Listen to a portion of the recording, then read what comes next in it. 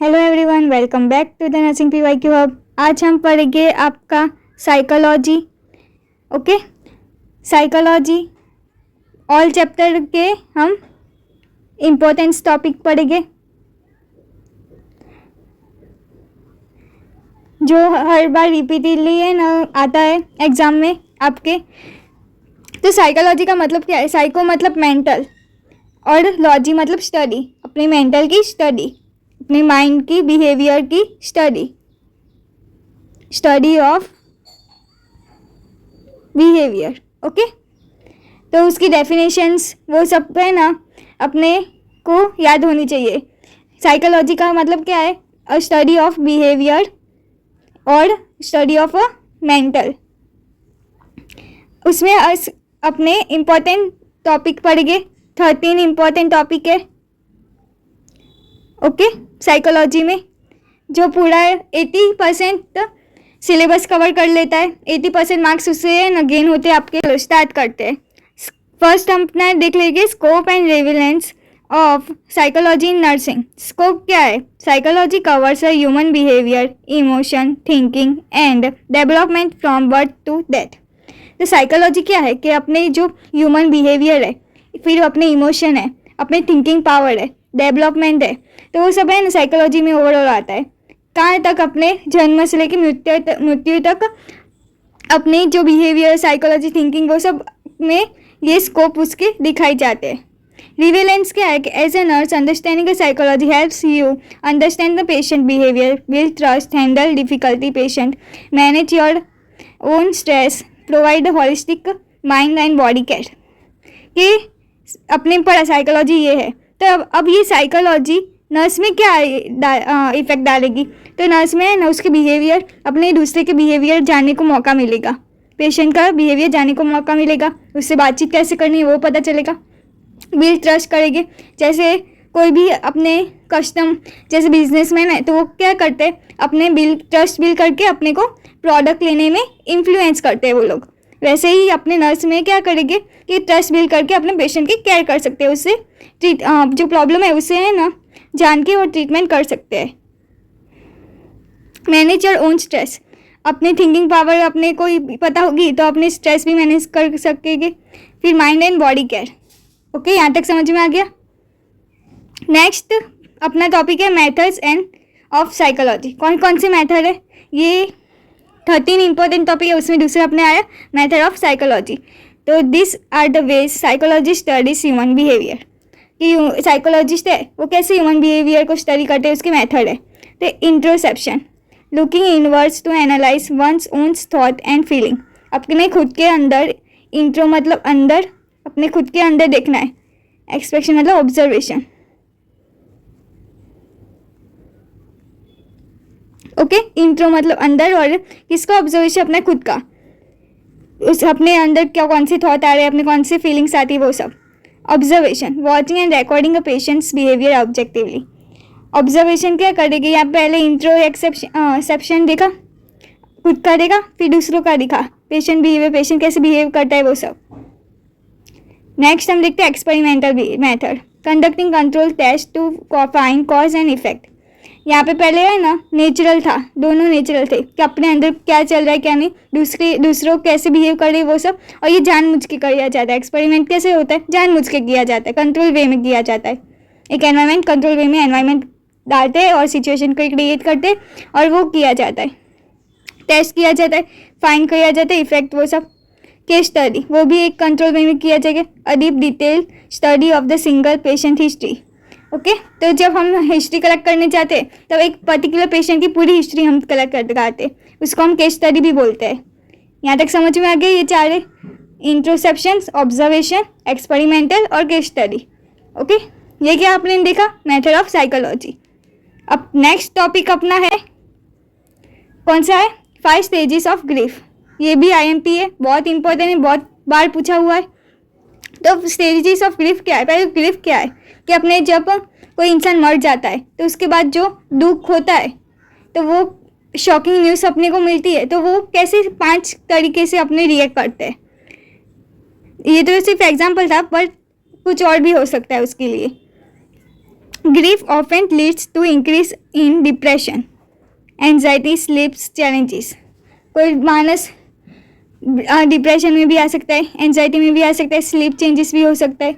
Okay, इसके 5 तेजी से देख लेते हैं कि पहले तो डेनियल मोड होगा, नीचे से ऊपर जाएगा, ऐसे इस तरफ से जाएंगे। पहला कौन सा होगा? Denial, feeling numb, shocked, unable to accept the reality. जब उसको न्यूज़ मिली एक पर्सन को, यहाँ पे ना मरने का एग्जाम्पल देने का, जो डेथ हो गई है उसकी एग्जाम्पल, जैसे कि कोई न्यूज़ मिली अपने को कि ये पर्सन डेथ हो गया, तो है ना, अपने को पहले क्या होगा? शॉक होगा, हम एक्सेप्ट नहीं कर पाएंगे कि ये मर गया ऐसे। फिर क्या होगा? एंगर होगा, अपने क्लोज वन को चला गया हो तो एंगर होगा, फ्रस्ट्रेशन होगा towards the people, situation, yourself. Frustration हुआ कि मेरे साथ ही ऐसा क्यों हुआ, ये सिचुएशन मेरे साथ ही ऐसी क्यों हुई वैसे, और ये दूसरे कोई इंसान क्यों मर गया, कोई क्यों मैं नहीं मरा, मेरा ही कोई क्यों मरा ऐसे। फिर बार्गेनिंग, अपने है ना भगवान से है ना विश करके, if only thoughts wishing for different outcome, क्या उसके बदले इनको जाना चाहिए था, मेरे पर्सन को नहीं जाना चाहिए ऐसे। और या तो बार्गेनिंग मतलब कि आप जिंदा कर दो ताकि मैं ना आपको मैं 100 फूड खिलाऊंगा, वो सबको, ये सब है ना बार्गेनिंग करते हैं। मैं ऐसे भी हम कह सकते भगवान में क्या है ना, मेरे अच्छे मार्क्स आ जाए तो मैं आपको लिए मिठाई खिलाऊंगा, वो सब। ओके, तो बार्गेनिंग हम करते हैं भगवान के साथ। फिर डिप्रेशन क्या है? Deep sadness, withdrawal, emotional heavier. फिर उसके पास क्या होता है? डिप्रेशन स्टेज आती है अपने पास कि अपने है ना किसी से बात नहीं करे, लोनलीनेस रहते, आइसोलेशन हो जाता है अपने साथ। ओके, तो डिप्रेशन आया। फिर एक्सेप्टेशन, लास्ट में हमें खुद को एक्सेप्ट करना पड़ता है कि वो इंसान चला गया है, या तो हम फेल हो गए या तो कुछ और।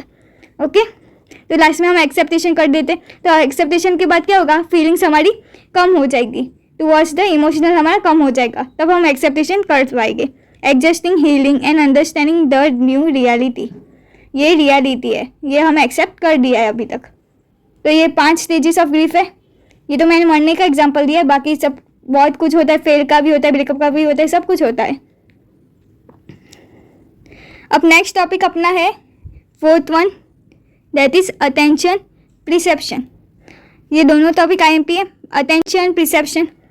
प्रिसेप्शन मतलब कि अंदाजा लगाना, अटेंशन मतलब कि अपने एक चीज़ में फोकस करते वो, focusing your mental awareness on the specific thinking. ठीक है, एक ही चीज़ को विचार के अपने फोकस वहाँ पे ध्यान सब वहाँ पे लगा देते हैं। उसके टाइप 2 टाइप है, इसमें टाइप आते हैं, फैक्टर आता है। तो डेफिनेशन अपने देख ली, टाइप देखेंगे कि 2 टाइप है, वॉलेंटरी एंड इनवॉलेंटरी। वॉलेंटरी में क्या है? Focusing yourself to the study. हम इच्छते हैं कि मैं स्टडी करने बैठूँ, मैं पढ़ाई करने बैठूँ वैसे। Looking up when a allowed time goes of. Involuntary मतलब कल एग्ज़ाम है और है ना हमने पढ़ाई नहीं की, तो अपने अब कुछ चांस नहीं है, अपने को पढ़ना बैठना ही पड़ेगा ऐसे। तो है ना टाइम चला गया अब पढ़ने के लिए अपने, तो है ना अब पढ़ना बैठना ही पड़ेगा ऐसे। तो ये इनवॉलेंटरी है, ना छूट के भी हमें करना ही पड़ेगा। ओके, दोनों समझ में आ गया, वॉलेंटरी एंड इनवॉलेंटरी। फैक्टर, अपने डेफिनेशन देख ली, टाइप देख ली। अब फैक्टर कौन से होगी? Internal and external. इंटरनल कौन से हो गए? अपनी खुद की इंटरेस्ट होगी तो, फिर हंगर होगा तो, फेथ हो गई तो। और एक्सटर्नल क्या होगा? लाउडनेस होगा, साइज होगी, मूवमेंट ऑफ द ऑब्जेक्ट होगा। ओके, तो ये सारे फैक्टर है। जैसे कि हम पढ़ाई करने बैठे पर लाउडनेस है, फिर है ना कोई अपने को ड्रेस पहनना है पर वो साइज़ कम है तो हम नहीं पहन सकते वैसे। यहाँ तक समझ में आ गया फैक्टर। और ये अटेंशन, प्रिसेप्शन में डेफिनेशन देखी, टाइप्स देखी और फैक्टर देखा। अब प्रिसेप्शन में देखते हैं। प्रिसेप्शन में क्या होगा? डेफिनेशन में how our brain organize and interpret sensory information to make a sense of the world. क्या अपना जो सेंसरी ऑर्गन है, जैसे कि अपने नहीं कहते कि आज बारिश होनी चाहिए क्योंकि वेदर अपना ऐसा है, तो ये बारिश होनी चाहिए, वो हमने क्या किया? प्रिसेप्शन किया। How our brain organize and interpret sensory information. जैसे अपने फीलिंग आ रही है क्या है ना, आज सेंस ऑर्गन से फीलिंग आती है क्या है ना, भीनी गीली माटी की है ना स्मेल आती है, तो उसे पता चल जाता है कि बारिश हुई है यहाँ पे ऐसे, वो कहते हैं। उसमें ना 2 टाइप है, एक इल्यूजन, हेल्यूजिनेशन। दो है इंपॉर्टेंट, आज आगे MHN में भी काम आएगा। मिस इंटरप्रिएटिंग अ रियल स्टिम्यूली, क्या होगा, क्या है ना, रियल स्टिम्यूली है मतलब जो रियल है वो है ना अलग होगा, मतलब कि जैसे कि रस्सी है तो रस्सी को वो क्या समझेगा, स्नेक समझेगा, जैसे कि रोप है तो उसमें क्या वो पर्सन को दिखाई देगा सांप है। ओके, ये एग्जांपल है। हेलुसिनेशन में क्या होगा, perception something when nothing is there, वहाँ पे कुछ नहीं है, ऑब्जेक्ट है, यहाँ पे ऑब्जेक्ट है और यहाँ पे ऑब्जेक्ट नहीं है। ओके, ये हियरिंग वॉइस, अगर यहाँ पे कोई भी साइलेंट हो और है कोई इंसान बोले कि मुझे तो है ना ऐसे भूत की आवाज़ आ रही है या डरावनी आवाज़ आती है, तो वो साइकेट्रिक कंडीशन हो गई, उसकी मेंटल की हेल्थ खराब है। पता चला दो, इल्यूसिनेशन, हेलुसिनेशन। अब सबको याद नहीं रहता तो इल्यूसिनेशन क्या है, इलिस्ट्रेशन, इलिस्ट्रेशन मतलब एग्जाम्पल से, तो एग्जाम्पल हम दिखा के करते हैं। ओके, तो इससे ऊपर से याद होगा, इल्यूसिनेशन मतलब कोई ऑब्जेक्ट होगा और हेलुसिनेशन में ऑब्जेक्ट नहीं होगा। यहाँ पर तक समझ में आ गया। नेक्स्ट हम देखते हैं फिफ्थ वाला, मेमोरी है, मेमोरी वो सिक्स था, ये सिक्स्थ वाला, परसेप्शन वाला फिफ्थ वाला है, ये फिफ्थ वाला है।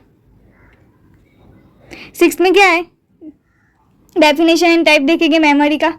अब memory the brain ability to store, retains, recall information over a time.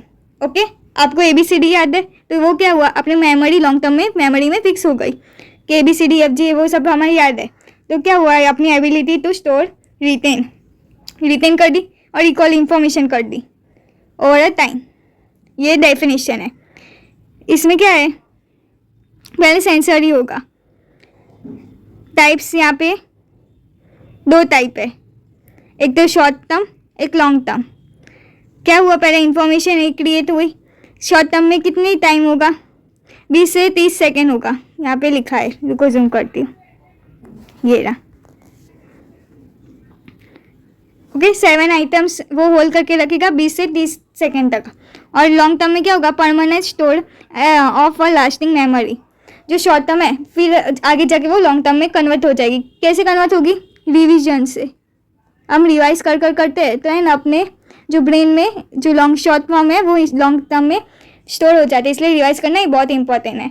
जैसे अपने ABCD EFG वो 1 2 3 4 वो सब है ना, अपने को बहुत बार रिवाइज किया जाता है, इसलिए अपने लॉन्ग टर्म में रिमेंबर हो सकते हैं। ये 20 से 30 सेकेंड तक है और ये short long term permanent store हो जाता है। 20 से 30 अपना शॉर्ट रील्स हम देखते हैं वो वाला है। Memories flows from the filtering sensory inputs through short term holding into the permanent long term storage। मैंने जैसे कि बोला, each stage is critically for the nursing practice and patient recall। क्या होगा, अब नर्सिंग के रोल में ये क्यों कैसे काम आएगा, क्या बहुत सारे पेशेंट है तो उसको शॉर्ट टर्म से लेके लॉन्ग टर्म तक याद रखना पड़ेगा, किसके ने दवाई ली, इसने नहीं ली, इसने यहाँ पे उसकी ट्रीटमेंट चल रही है, ये वाली ट्रीटमेंट चल रही है उसकी पेशेंट की, तो ये सब बहुत सारे पेशेंट होते हैं तो उसको याद रखना पड़ता है। अब नेक्स्ट अपना आता है लर्निंग। 7th में अपने टॉपिक में लर्निंग आती है। थियरीज और फैक्टर देख लेंगे। थियरी एक मोटिवेशन वाली थियरी और ये लर्निंग वाली थियरी, दोनों ही इम्पोर्टेंट है। तो a permanent change in behaviour resulting from the experience और द प्रैक्टिस। डिफाइन क्या बोलती है, एक परमानेंट चेंज है, जैसे कि आपने कुछ सीखा तो उसमें अपने अंदर कुछ परमानेंट चेंज हुआ। ओके, अपने बिहेवियर में कुछ चेंज हुआ और कुछ नया एक्सपीरियंस हमें मिला। जैसे हम घूमने जाते हैं तो कुछ ना कुछ अपने को कम्युनिकेशन स्किल वो सब है लर्निंग में काम आती है, तो हमने कुछ नया एक्सपीरियंस हुआ, कुछ नई प्रैक्टिस की, अपने बिहेवियर में चेंज आया, हम कैसे बोले वो सब होगा। ये एग्जाम्पल है। उसके दो थियरी है, क्लासिकल कंडीशन और ऑपरेंट कंडीशन। क्लासिकल कंडीशन में पेल्वो थियरी है, learning by the association, like salivating when hearing a lunch bell. Okay, Pavlov theory क्या बोलती है, जैसे क्लासिकल कंडीशन है, पहले दोनों पढ़ लेती हूँ। Operate condition, Skinner theory, learning through the rewards and the punishment. इसमें क्या होता है, क्या है ना, क्लासिकल कंडीशन मतलब कि इसमें एग्जांपल दिया है कि जब बेल बजती है कॉलेज की बेल है तो क्लास की बेल बजती है, तब लंच करने का टाइम आता है तो अपने मुंह पे ऑलरेडी सलाइवा क्रिएट हो जाता है, ताकि उसको पता चल जाता है क्या है ना अब खाना आ रहा है। क्योंकि क्यों पता चल जाता है? क्योंकि अपने माइंड में इमेज क्रिएट हो जाती है कि रिसेस टाइम है ऐसे। और स्किनर थियरी क्या है? ऑपरेट थियरी, मतलब कि अपने अंदर ऑपरेट होता है। कैसे ऑपरेट होता है? कि रिवॉर्ड या तो इन पनिशमेंट से, कुछ अच्छा काम किया हो तो रिवॉर्ड मिलेगा, कुछ बुरा काम करने तो पनिशमेंट मिलेगी। तो उससे अपने याद रहता है कि ये भूल नहीं करनी चाहिए अब नेक्स्ट टाइम, ये या तो ये करना चाहिए ताकि अपने को रिवॉर्ड मिल सकते ऐसे। तो वो ऑपरेट हुआ तभी हमें पता चला। और ये क्लासिकल मतलब कि रेगुलर जो बेस होता है वो वाला। उसके फैक्टर देख लेते हैं लर्निंग के फैक्टर भी इम्पोर्टेंट है कि मोटिवेशन है पहला। तो अपने क्या देखा? थियरी देखी, फैक्टर देखे और डिफाइनेशन देखी। मोटिवेशन हुआ, एज है अपने है ना, जैसे अपने कहते कि जो छोटे बच्चे होते हैं वो जल्दी है ना लर्न कर सकते हैं, और जो बूढ़े होते वो है जल्दी से है ना लर्न नहीं कर पाएंगे क्योंकि उनकी कैपेसिटी बहुत कम हो जाती ब्रेन की। मोटिवेशन जो अपने इंटरेस्ट है और हम लर्न करें तो बहुत ज़्यादा ही अपने को फन आएगा उसमें, जो बहुत जल्दी अपने सीख लेंगे।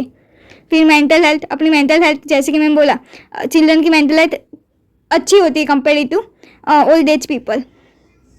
ओके,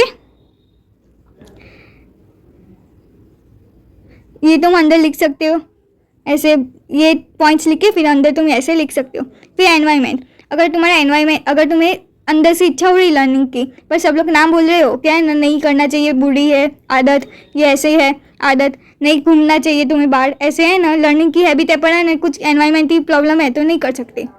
जैसे कि इकोनॉमिक फाइनेंशियल सपोर्ट वो सब कुछ नहीं है तो आप घूमने भी नहीं जा सकते हो ऐसे एनवायरनमेंट में। टीचिंग मेथड में क्या होगा कि है ना, अगर तुम्हारा मेंटली है ना बहुत नॉलेजेबल नहीं होगा तो है ना तुम्हें नॉलेज कहाँ से गेन होगी? तो ओके, तुम्हारी टीचिंग मेथड ही, तुम जो जिसे मेंटरशिप ले रहे हो वही है ना, उनको उसको ही पूरी नॉलेज नहीं है तो तुम कैसे सीख पाओगे ये लर्निंग मेथड वैसे। तो अपने फैक्टर देख लिए, motivation, age, mental health, environment and teaching method. अब नेक्स्ट हम देखते हैं मोटिवेशन एक टॉपिक है आपका। मोटिवेशन में क्या है? टाइप्स है, थियरी है, इसमें भी ये थियरी इम्पोर्टेंट है। Okay, the inner driving focus that pushes us to act and achieve a goal, कि अपने अंदर की आवाज़ है वो अपने को ड्राइव करती है, अपने को मोटिव करती है टुवर्ड्स द गोल। ओके, यहाँ तक समझ में आ गया? ये डेफिनेशन है, डिफाइन में लिख देना। टाइप देख लेंगे, टाइप में क्या है? दो टाइप है, इंट्रिंसिक और एक्सट्रिंसिक। इंट्रिंसिक मतलब कि अपने खुद की आवाज़, और है ना एक्सट्रिंसिक मतलब जो हमें रिवॉर्ड मिला है, आउटसाइड रिवॉर्ड मिला है तो है ना अपने दूसरी बार भी करने इच्छा होगी। इंटरनल आवाज़ क्या है? Genuinely wanting to the help a patient, मतलब कि अपने अंदर से ही आवाज़ होगी कि है ना मुझे केयर करनी, प्रोवाइड करनी है, या तो मुझे अच्छा खाना बनाना है, या तो मुझे कुछ है ना अच्छा ड्राइविंग स्किल सीखनी है, वो सब होता है इंट्रिंसिक आवाज़। अपने है ना ऑलरेडी उसमें माहिर हो, ऑलवेज हम रेडी हो। ओके, एक्सट्रिंसिक क्या है? आउटसाइड रिवॉर्ड, मतलब कि एक बार हमने ग्रेड ला दिया 8.9 ये ग्रेड आ गए तो है ना अपने को दूसरी बार भी आवाज़ आएगी कि चल दूसरी बार भी है ना अपने को ट्रॉफी मिली है तो दूसरी बार भी अपने को है ना अंदर से आवाज़ आएगी कि है ना दूसरी बार भी मैं लाऊंगा तो है ना ट्रॉफी मिलेगी। ऐसे करके एक्सट्रिंसिक आवाज़ है वो। पता चला? दो मोटिवेशन होते हैं अपने अंदर और हमें ढूंढना पड़ता है कौन कौन से, अब इंट्रिंसिक है और एक्सट्रिंसिक है। यहाँ तक समझ में आया? Theory, biological drives theory, incentive theory, Maslow model के मोटिवेशन में एक ही थियरी है, slow inheritance of motivation, pyramid showing a human needs from the lowest to highest. एक पॉइंट हुआ क्या? A person must fulfil a lower needs before the moving up, कि ये है ना जीवन जरूरियात चीज़ें में उसने बाइफरगेट किया है। ओके, लाइफ लॉन्ग लेसन है ये, अपने आगे जाके भी काम आएगा। तो ये क्या होगा? पहले जूम करती हूँ, रुको। तो लोएस्ट से हाईएस्ट, अगर आपका एक ही स्टेज बराबर नहीं होगा तो आप जंप नहीं कर पाओगे दूसरे स्टेज में। तो पहले तो क्या होगा? रोटी कपड़ा मकान होगा, साइकोलॉजिकल नीड होगी, और फिजियोलॉजिकल नीड होगी, फिजिकल कंडीशन अपनी बहन है ना अच्छी होनी चाहिए। वो कैसे होगा, फाइनेंशियली सपोर्ट होगा अपना, तब फाइनेंशियली हम स्टेबल हो गए थोड़े। वैसे तो रोटी कपड़ा मकान अपने को एक बार टेंशन ख़त्म हो गया, फिर हम दूसरे स्टेज में जाएंगे। दूसरे स्टेज में क्या है कि सेफ्टी है, कि एक बार अपने ये रोटी कपड़ा मकान हो गया, सब बेसिक नीड फुलफिल हो गई। यहाँ पे बेसिक नीड भी तुम लिख सकते हो।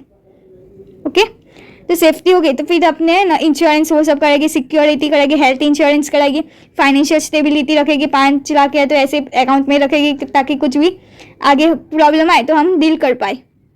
फिर क्या करेंगे, मैरिज करेंगे, अपनी फ्रेंडशिप रखेंगे, दूसरे के साथ फैमिली रखेंगे, बिलोंगिंग्स के लिए अपने टाइम देंगे, अपने फैमिली में टाइम देंगे, अपने रिलेशनशिप में टाइम देंगे, सब में टाइम देंगे। देन अपने क्या करेंगे, एस्टीम क्या हो गए, रिस्पेक्ट, सेल्फ एस्टीम और स्टेटस। अब ये सब आपने फाइंड कर दिया, सबको बैलेंस कर दिया। अब खुद को जानने में इंटरेस्ट होगा, क्या है ना, खुद के अपने क्या इच्छा है, क्या अपने इंटरेस्टिंग है, तो वो सब हम करने की कोशिश करेंगे। ओके, उसके बाद अपने self actualisation, achieving you full potential, कि अपने ने एक बार समझ में आ गया कि मैं डांसिंग में अच्छा हूँ, तो मैं फुल पोटेंशियल से डांसिंग में कर सकता हूँ, क्योंकि मेरी यहाँ पे फाइनेंशियल सपोर्ट वो सब कंप्लीट हो गई है। ओके, यहाँ पे समझ में आ गया। तो बेसिक नीड अपने ने, जैसे कि अपनी बेसिक नीड पूरी की, फिर सिक्योरिटी की अपनी फैमिली फ्रेंड्स वो सब के लिए, फिर अपने है ना फैमिली को टाइम दिया, फिर रिलेशनशिप को टाइम दिया, फिर क्या हुआ, रिस्पेक्ट की अपने, फिर सेल्फ एक्सटीम ढूंढना कि अपने में इंटरेस्ट कौन सा है, और फिर उसके इम्प्लीमेंट किया। अपना लास्ट गोल अपना सेल्फ एक्चुअलाइजेशन है, मतलब यहाँ पे स्पिरिचुअल ग्रोथ है। ओके, हमें समझ में आया कि हम कौन से हैं, तो हम स्पिरिचुअल ग्रोथ में आगे बढ़ सकते हैं। नेक्स्ट हम देखते हैं पर्सनालिटी डेफिनेशन, फ्रॉड्स थियरी। ये बहुत इंपॉर्टेंट है थियरी, पर्सनालिटी बहुत इंपॉर्टेंट है। ये कहाँ पे आए, अपने 9th में आए, 9th टॉपिक में पर्सनालिटी अपना आएगा। Definitions, the unique combinations of emotional attitudes, फिर behaviour patterns define an individual. हम दूसरे को कैसे नज़र से देखते हैं, उसका इमोशनल कितना है, उसका एटीट्यूड कैसा है, उसके बिहेवियर कैसे, उसके बिहेवियर पैटर्न कैसे, उसके ऊपर से अपने इंडिविजुअल को जज करते हैं। जैसे कि कोई सामने इंसान हो, वो है ना अच्छे कपड़े पहन के और स्टाइल मारता हो, तो हमें एटीट्यूड दिखाता हो, तो अपने को क्या लगेगा कि ये बहुत शो ऑफ करता है, या तो दूसरे एंगल से क्या लगेगा कि इनके पास रीच है, ये रीच है। ओके, और दूसरी तरफ है ना, एक उसने अच्छे कपड़े ना पहने हो तो भी वो रीच है, पर अपने को लगेगा क्या वो है गरीब है, ऐसे लगेगा, तो वो पर्सनालिटी है, अपनी पर्सनालिटी दिख जाती है। फिर फ्रॉड थियरी क्या कहती है of personality, stimulated frustrated personality has 3 parts.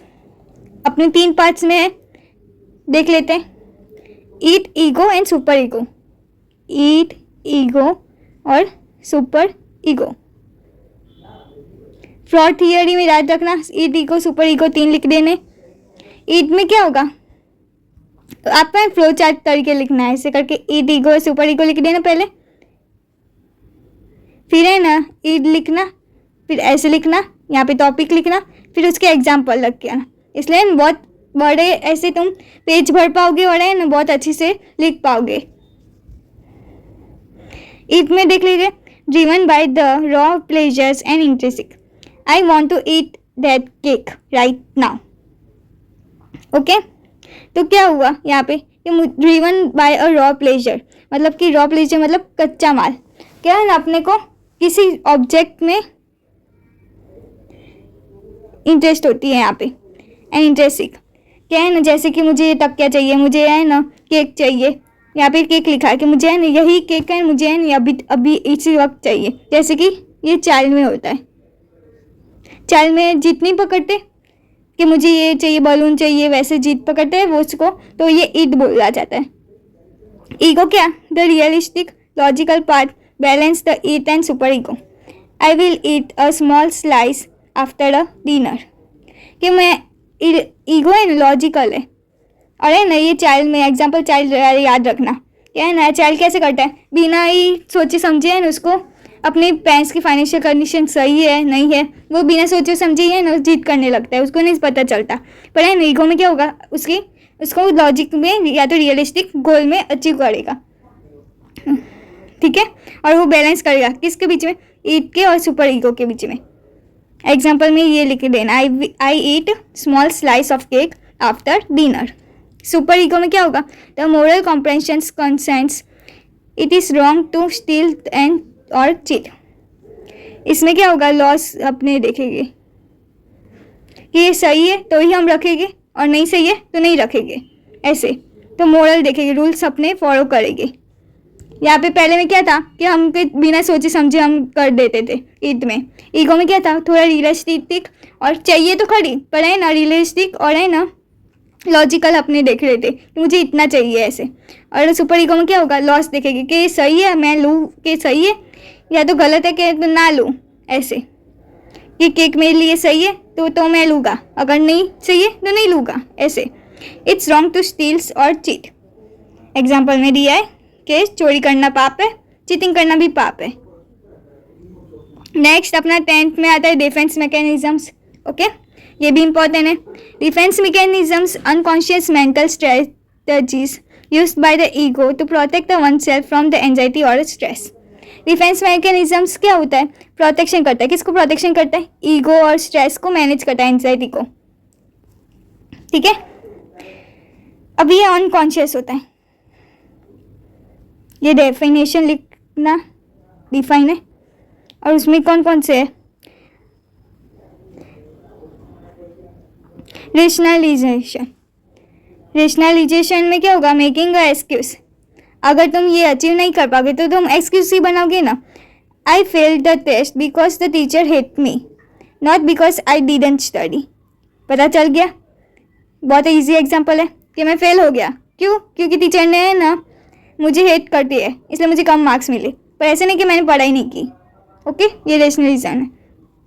Protection क्या, blaming others for your fault. क्या होगा, फॉल्ट होगा यहाँ पे। ओके, तो है ना ब्लेम कर देंगे अपने खुद के फायदे में।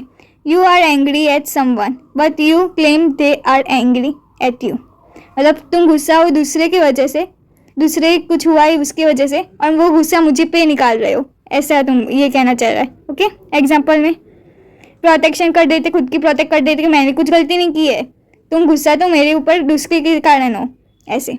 Regression, acting like a child when a stress. Okay, hospitalised elders crying a hysteric और थ्रोइंग एन टेंट्रम। मतलब कि क्या हुआ कि रिग्रेशन में रिग्रेट हुआ क्या, मैंने मुझे ये नहीं करना चाहिए था, आई एम सॉरी, वो सब नहीं करते, वैसे करके ऐसे चाइल्ड के जैसे बनाते हैं अपने को स्ट्रेस मैनेज करने के लिए। Acting like a child when a stress. Okay, यहाँ तक समझ में आ गया। फिर यहाँ पे दूसरा भी है, डिस्प्लेसमेंट। क्या होगा, अपना जो एंगर है वो दूसरे पे निकालेंगे, सेफर टारगेट में। Getting a yelled at by a doctor and then going home and yelling at your family. जो गुस्सा था वो डॉक्टर पे निकालना चाहिए था, वो किस में निकाला, योर फैमिली में वजह से निकाला। आधे लोग ऐसे ही होते हैं, टीचर का गुस्सा अपने फैमिली मेम्बर में निकाल देते हैं आके घर में। तो हमने देख लिया रेशनलाइजेशन, फिर प्रोजेक्शन, रिग्रेशन,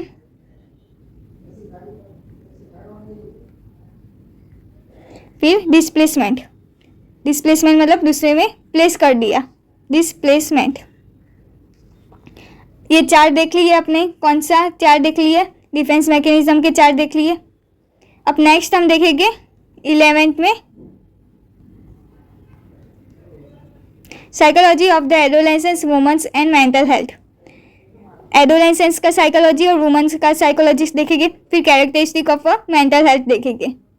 ओके, तो साइकोलॉजी ऑफ एडोलेसेंस क्या है कि focusing on identity crisis, peers pressures. Adolescence का एज क्या है, 12 to 18। ओके, 12 to 18 है। तो किसमें, इसमें कौन कौन से आएंगे, इसमें है ना focusing and identifying crisis, peer pressures, hormonal changes, अपने सेकेंडरी हार्मोन चेंजेस होते हैं, एंड इमोशनल स्विंग हो जाते हैं. Nurses need to handle a teenagers patients with extra patients and the privacy. उसको प्राइवेसी की ज़रूर है क्योंकि उसके शाइनेस जल्दी आ जाती है उनको. फिर है ना क्राइसिस आता है. ओके तो स्विंग भी हो जाते हैं बहुत जल्दी, प्यूबर्टी एज में आ जाते हैं. तो है नर्सिस को क्या होगा, उनको रोल क्या है ना पेशेंटली और प्राइवेसी उनको मेंटेन करके टीनेज को हैंडल करने पड़ेगा. साइकोलॉजी ऑफ वुमन की साइकोलॉजी कैसी होती है? Focusing on the psychology shift during the major biological events like menstruations, pregnancy, postpartum, after a child birth. मतलब कि वुमन में नेचुरल अपने को मूड स्विंग होता है. मेंस्ट्रुएशन के टाइम, प्रेगनेंसी के टाइम भी मूड स्विंग होता है. पोस्टपार्टम टाइम में है ना आफ्टर डिलीवरी बर्थ है तो भी मूड स्विंग होगा. अब मेनोपॉज से मेंस्ट्रुएशन साइकिल बंद हो गया है तो भी अपने को हीट उनको ज़्यादा मिलेगी, हीट होगा, फिर वार्मनेस होगा, तो उससे गुस्सा जल्दी आ जाएगा, एंगर जल्दी हो जाएंगे वो लोग. तो है ना उसके लिए काम करना पड़ेगा. तो ये नर्सिस को रिस्पॉन्सिबिलिटी उनको समझने के लिए. ओके तो यहाँ पे तक समझ में आ गया psychology of adolescence, psychology of woman. Next हम बात करते हैं characteristic of mental health person. Okay तो मेंटल हेल्थ पर्सन की कौन कौन सी कैरेक्टरिस्टिक है, ये 12th अपना आ गया टॉपिक में, तो ये भी इम्पोर्टेंट है. तो उसमें कौन कौन सी कैरेक्टरिस्टिक है इंडिविजुअल मेंटल हेल्थ की? कि सेल्फ अवेयरनेस, कि जो मेंटल हेल्दी पर्सन होगा उसको सेल्फ अवेयरनेस होगा, एक्सेप्टेशन होगा, सिचुएशन में वो एक्सेप्ट कर पाएगा, उसकी स्ट्रेंथ्स एंड वीकनेस उसको पता होगी. यहाँ पे पहला पॉइंट आया. क्या पहला पॉइंट है? कि सेल्फ अवेयर होगा, एक्सेप्टेशन होगा, स्ट्रेंथ और वीकनेस उसको पता होगी. दूसरा पॉइंट क्या होगा? Ability to cope up with a normal everyday life stressor. जैसे कि अपने को स्कूल जाना है, पढ़ाई करनी है, मार्क्स लाने हैं, पास होना है, वो सब अपने नॉर्मल स्ट्रेस होते हैं तो अपने पास कर लेते हैं उसमें. हर रोज की कैपेबिलिटी अपनी हो जाती है एवरीडे लाइफ की. अब थर्ड पॉइंट क्या है? Healthy satisfy social relationship. कि अपनी हेल्दी, जैसे कि अपने फैमिली के साथ, फिर फ्रेंड्स के साथ, वो सब अपनी हेल्दी रिलेशनशिप होती है. ओके और सेटिस्फाइंग होती है, अपने मिलकर अच्छा लगता है उनको. फिर सोशल एक्सेप्टेशन भी होता है कि लोग आपको एक्सेप्ट करें. Good emotionals controls and the positive outlook on life. Okay अपने दूसरे की तरफ गुड इमोशनल होते, हैप्पी फील करते, कंट्रोल होता है अपने ऊपर, कब रोना है. जैसे सब हंस रहे हो और तुम रो रहे हो तो कैसा लगेगा? ओके या तो ये तब मूवमेंट कंट्रोल करनी चाहिए. फिर पॉजिटिव आउटकम होना चाहिए, पॉजिटिव वाइब्स होनी चाहिए आपको लाइफ के थ्रू कि मेरा लाइफ बहुत अच्छा है. ऐसे यहाँ तक अपने समझ लिया characteristic of mental health person.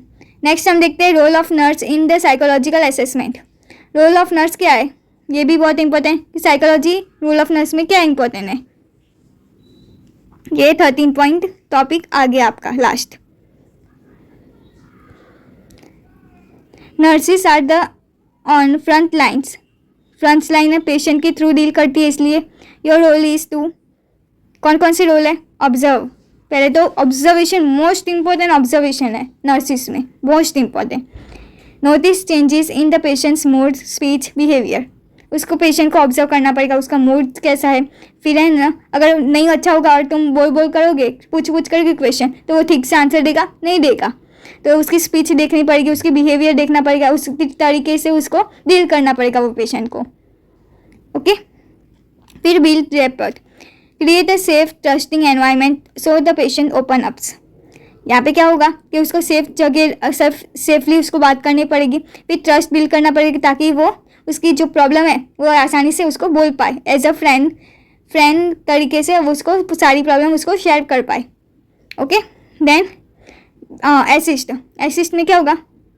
Help a psychologist और psychiatric by the administrating basic questioning, recording behaviour baseline, documenting history accurately. यहाँ पे है ना साइकोलॉजी का रोल क्या होगा? ये क्वेश्चन अपने बेसिक क्वेश्चन पूछेंगे, जैसे कि आपका घर कहाँ है, आप कहाँ रहते हो, आप कहाँ तक पढ़े हो, आप कौन से रिलीजन से, वो सब बेसिक क्वेश्चन उनको पता होना चाहिए.